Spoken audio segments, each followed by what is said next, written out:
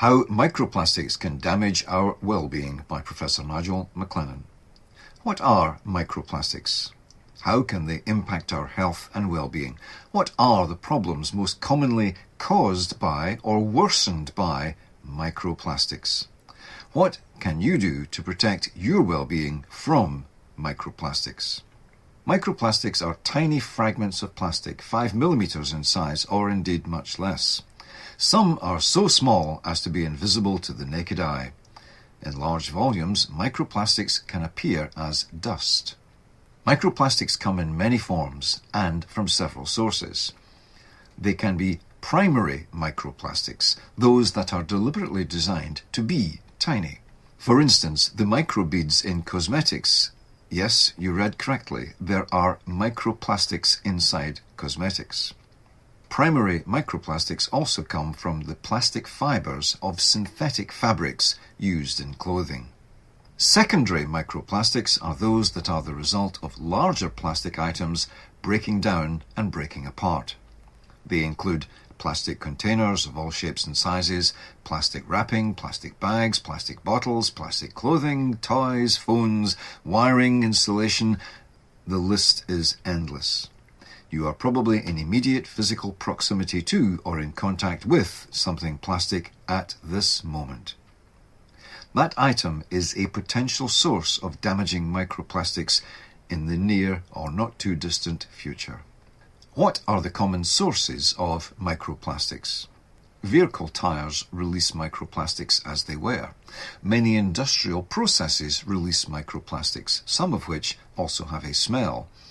Plastic bottles. If you have ever tasted plastic from a bottle, what you are tasting is tiny particles of plastic. Synthetic clothing.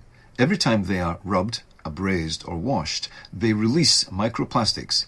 Even personal care products release and expose us to microplastics, both via their content and their containers. Facial scrubs and exfoliants, for example, contain plastic microbeads. What harm could microplastics do? Health harm to marine life from microplastics has been well documented. For example, marine animals often mistake microplastics for food. When ingested, microplastics can cause blockages and failures in the digestive system of marine animals, leading in severe cases to starvation and death. Microplastics can absorb toxins. When marine life consumes those contaminated particles, they can be effectively poisoned.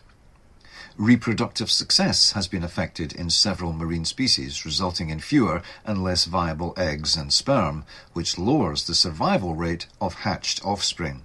Moreover, exposure to microplastics is believed to weaken the immune system of marine animals, making them more susceptible to diseases.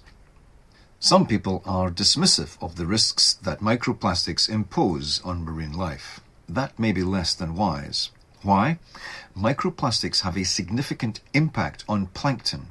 How does that affect the dismissive person?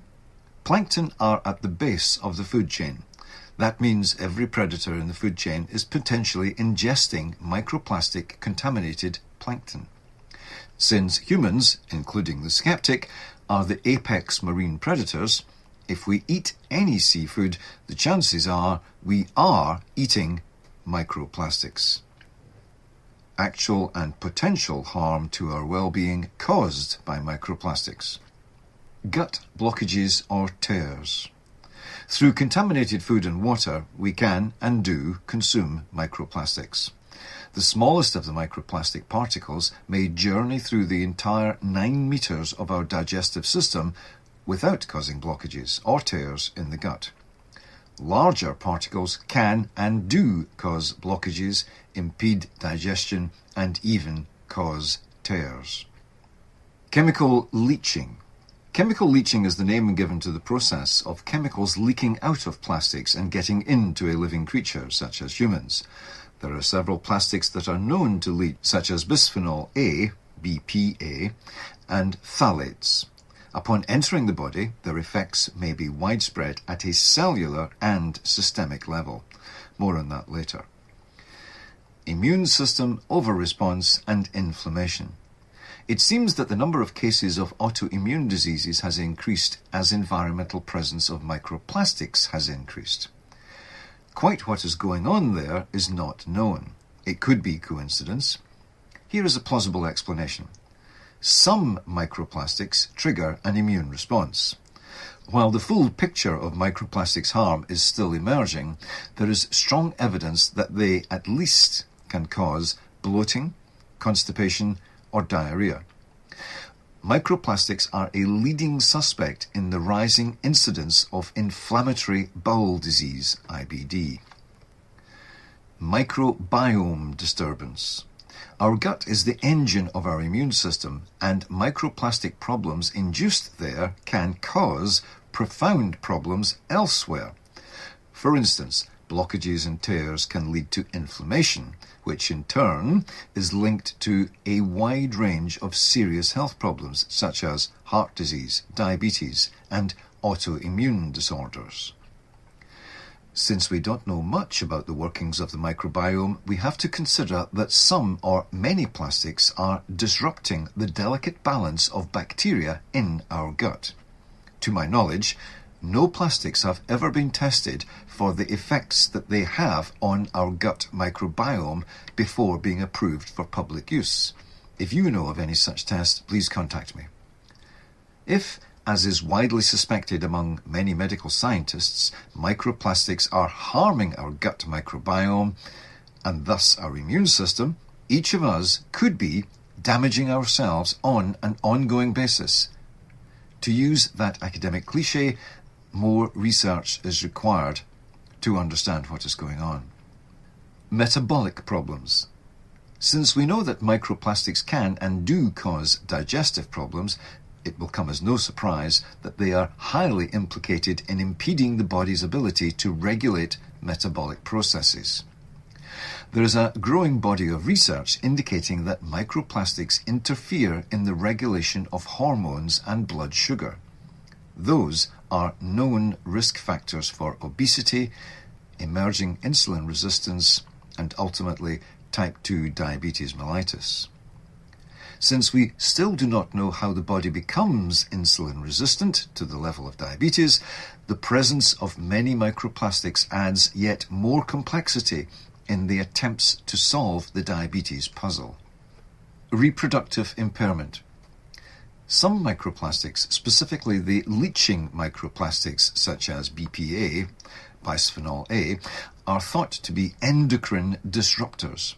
That means they could be interfering with the hormones essential for reproduction, which could reduce fertility and impede the development of a fetus. Cancer risks. Understanding what caused any one cancer is a difficult task. One of the reasons for our lack of ability to determine cancer etiologies is our relative ignorance of the effect of chemicals in our bodies generally, and the specific effects of any one chemical on any one person with their unique bodily makeup. It seems extremely likely that huge numbers of cancers are caused or facilitated by microplastics. It seems extremely unlikely that chemicals leached into our bodies have no effect. Our ignorance of the field is such that we simply don't know how to test plastics for every possible risk to our biological safety. Liver functioning. We know that the liver is the body's main chemical factory. We still cannot list all the chemicals it can produce, alter, or how.